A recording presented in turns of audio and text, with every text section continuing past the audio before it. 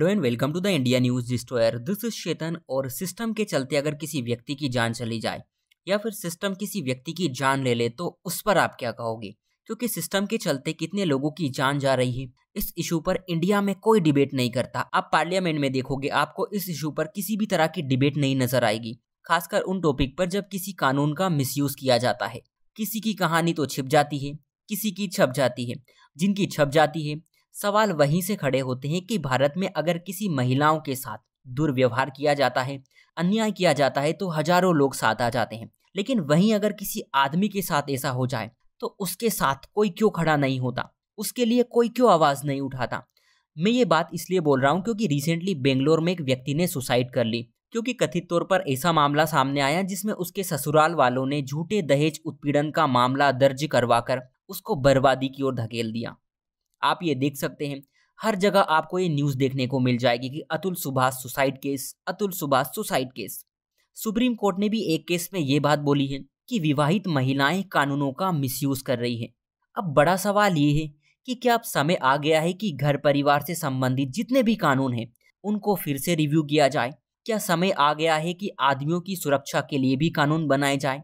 क्योंकि अतुल सुभाष का आप केस देखोगे तो इन्होंने सुसाइड करने से पहले 24 पन्नों का अपना एक सुसाइड नोट लिखा, 90 मिनट का एक वीडियो अपलोड किया जिसमें इन्होंने बताया कि किस तरह से सिस्टम, इनके ससुराल वाले मिलकर इन्हें प्रताड़ित कर रहे हैं, पैसों की डिमांड कर रहे हैं।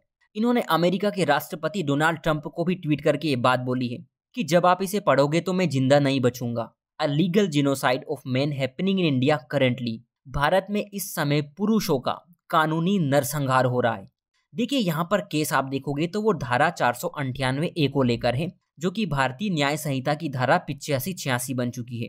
ये धारा ये बोलती है कि किसी महिला का पति या पति के रिश्तेदार महिला के साथ अगर क्रूरता करता है, उसके साथ उत्पीड़न करता है तो उसे 3 साल की सजा और जुर्माना देना होगा। अब अगर किसी महिला के साथ सच में उत्पीड़न होता है तो ये प्रावधान एक रक्षात्मक उपाय के तौर पर काम करते हैं, क्योंकि इंडियन सोसाइटी में, हमारे समाज में अभी भी दहेज के नाम पर महिलाओं को परेशान किया जाता है, उनका उत्पीड़न किया जाता है। लेकिन अगर ऐसा ना हो तो ये धारा अपने आप में एक हथियार बन जाती है जिसका मिसयूज भारत में बड़े पैमाने पर किया जा रहा है। अभी सुप्रीम कोर्ट ने हाल ही में ये बात बोली है कि जिस प्रावधान का उद्देश्य महिलाओं को घरेलू हिंसा और उत्पीड़न से बचाना है, कुछ महिलाओं द्वारा अपने पति और उसके परिवार से अपनी मांगों को, अपनी डिमांड को पूरा करने के लिए मिसयूज के तौर पर किया जा रहा है। सुप्रीम कोर्ट ने यह बात भी बोली है कि इस धारा का यूज पति और उसके परिवार के खिलाफ बदला लेने के लिए भी इस्तेमाल किया जा रहा है।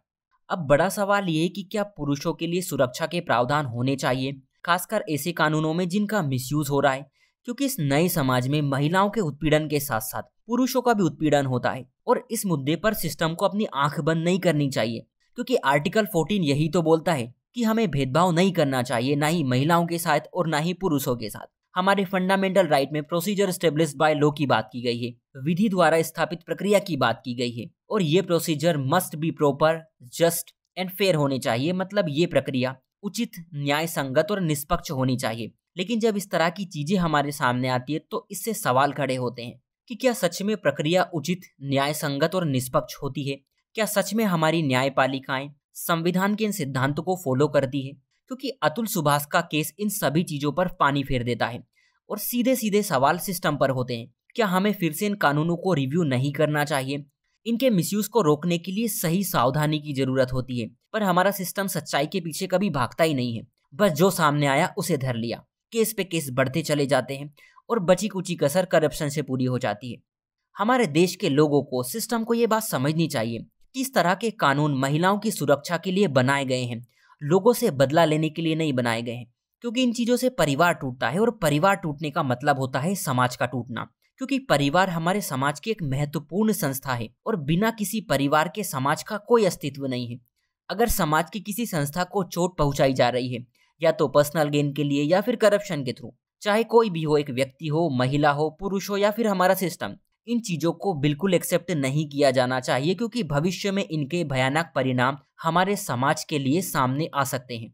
सो आज के लिए इतना ही। Take care and thank you.